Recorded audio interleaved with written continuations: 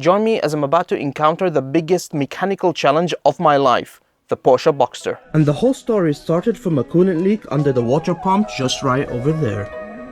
So I spent so much money on buying products and tools for the Porsche to do a lot of repairs. Let me show you.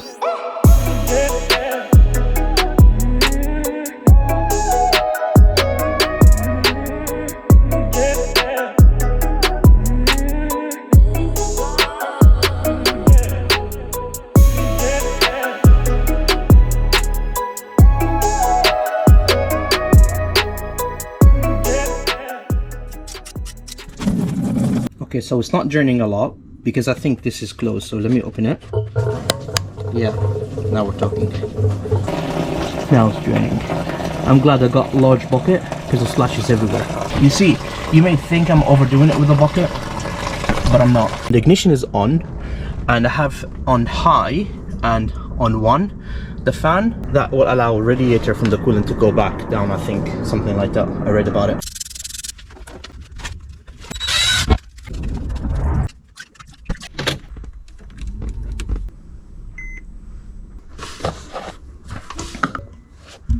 In theory, right now, we have removed all the coolant. Let's move on to the next step, which will be removing the belt so I can reach to the water pump and the thermostat from there and remove them.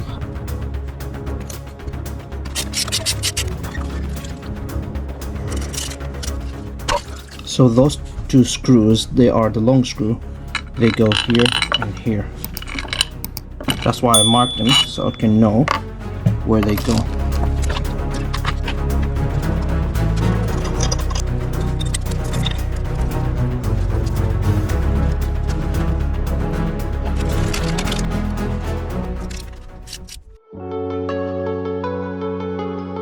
So this is day 2 of working on a Porsche Boxster engine. The reason why we're in day 2, not in day 1, because we've run into a hiccup in day 1. Let me show you what I mean. After installing the new thermostat and after installing the new pump, everything was okay so far. Obviously, the next step would be for me to put coolant into the system. But before I do so, I thought to myself, hey, hold on a second, why don't you test the system first? So, after I tested the system with, it's a pressure test basically, after connecting and tested it, I realized that the gaskets for the water pump and for the thermostat is actually leaking air from there.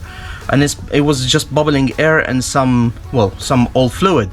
So, I took it out and I looked at the gasket, and the gasket was really it wasn't really that good. So they've also been supplied with the wrong screws and the wrong type of screws.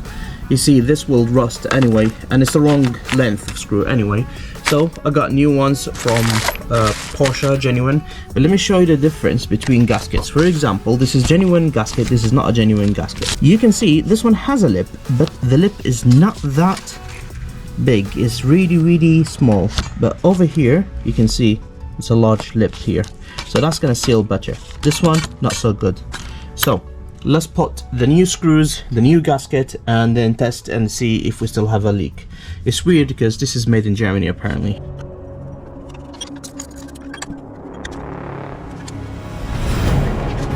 So now I've installed the attachment and I'm going to check if we can put pressure into the system.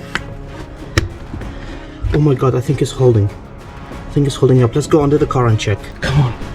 Let's check. Anything? Nothing. Yes! Yes, we got it. Wow. Wow. We did it. Okay. Now we fill coolant. Actually, I'm gonna keep the pressure just for a little bit, just to make sure we have no leak. If it holds pressure, because it needs to hold pressure. I'll keep it on for like maybe 10 minutes, see if it holds pressure. If it does, perfect. I'll just take 10 minutes break, then I'll come back.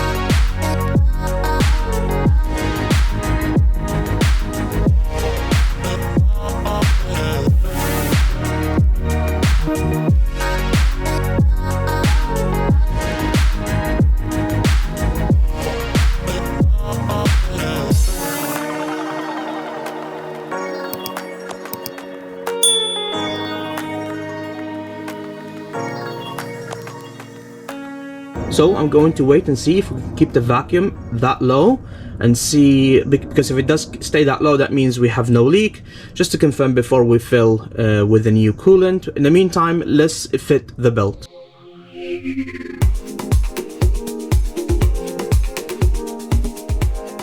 So this is the new belt, and this is the old belt. There's nothing wrong with the old belt. I can see it's all good. There's nothing wrong with it, but I will replace it anyway because I do want to fully service the car. But there's no marking on it. It doesn't say where is it from or what brand it is. So at least we get something good here, branded. So yeah, let's see how we can fit it.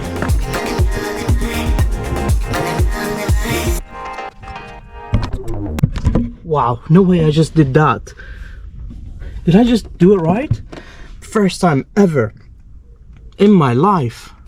I can't believe it. This is my first time ever to do anything like this. Now that we can confirm that it holds vacuum, we can fill the system.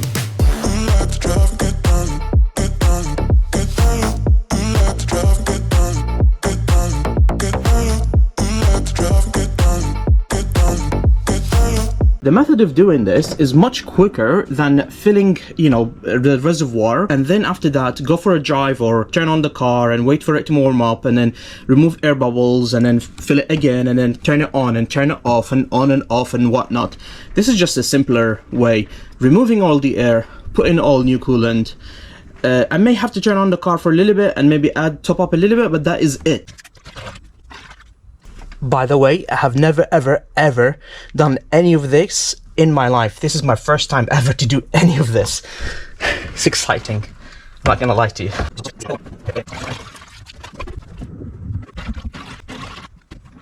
I have the heating element turned on over here. So obviously the next step would be to turn on the car and to top up with coolant, but I'm not going to do that now because I'm going to work on the spark plugs. Let's do a bit of work on the engine first before we turn on the car. I start with removing the spark coil,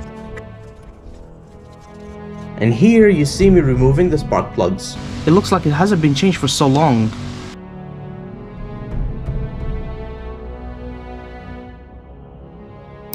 There are tubes over there, and I think that's what's leaking because the rubbers are worn down. So I need to replace them. How to take them out? That's a great question. Let's see how we're gonna take them out. But as you can see here, I am struggling to find a way to take them out. So this is my idea. If I put this one in here, and if I put pressure, it's moving. Perfect. But I finally managed to pry them out, as you can see here. So these are the tubes with top and bottom rings. Hopefully they'll fix the leak.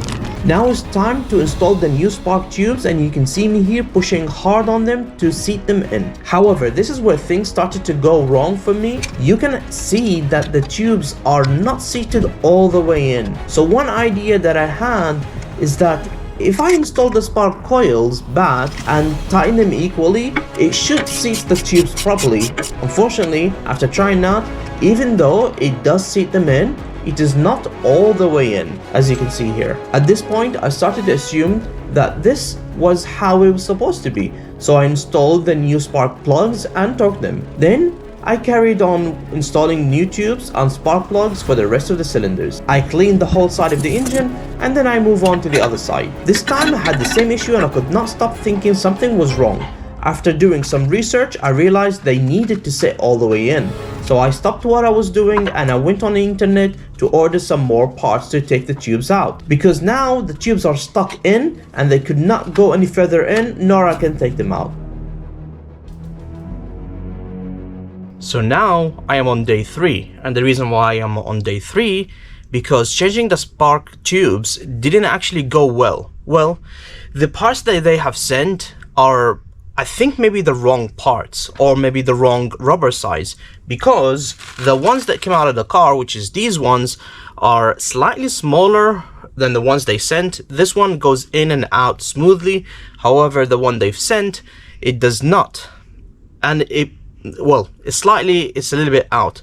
So what I did today is I went on Amazon and I bought a few things they're gonna arrive tonight, so I cannot continue the job on the spark tubes today. But I've spent like 5 hours yesterday trying to sort this one out, and it didn't work properly. So I really wanted to be like those cool YouTubers who can do a million jobs in one video, but obviously I wasn't able to do that today because we're still waiting for parts, and I cannot finish the job without those parts. So unfortunately, I'm gonna have to leave you here in part 1, and then we'll see you again in part 2. Thank you very much for watching this video, and I'll see you guys on the next one. Bye bye.